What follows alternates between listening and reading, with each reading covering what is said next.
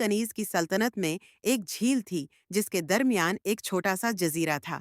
کہا جاتا تھا کہ اس جزیرے پر ایک خاموش پر رہتا ہے، ایک پرندہ جو بولتا نہیں، صرف سنتا ہے اور جو دل کی بات سمجھتا ہے۔ کنیز اکثر سوچتی، اگر میں اس پرندے سے مل سکوں تو شاید اپنے دل کی بات کسی سے کہہ سکوں۔ ایک دن وہ چپکے سے محل سے نکلی، کشتی میں سوار ہوئی اور جزیرے کی طرف روانہ ہو گئی۔ جھیل پر دھند چھائی ہوئی تھی، مگر کنیز ہمت سے آگے بڑھتی رہی۔ جزیرے پر پہنچ کر اسے ایک درخت کی شاخ پر چمکتا ہوا تھا۔ ہوا سفید پر نظر آیا۔ وہ خاموشی سے اس کے قریب گئی اور بولی، میں سب کی بات سنتی ہوں، سب کی مدد کرتی ہوں، مگر کبھی خود کے دل کی بات کسی سے نہیں کہی۔ پرندے نے کچھ نہ کہا، مگر اس کی آنکھوں سے ایک روشنی سی نکلی جو سیدھی کنیز کے دل میں اتر گئی۔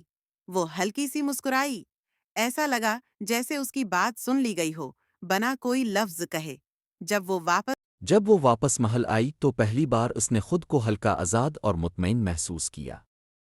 اسے سمجھ آ گیا کہ کبھی کبھی دل کی بات کہنے کے لیے الفاظ کی ضرورت نہیں ہوتی، صرف سچائی اور خاموشی کافی ہوتی ہے۔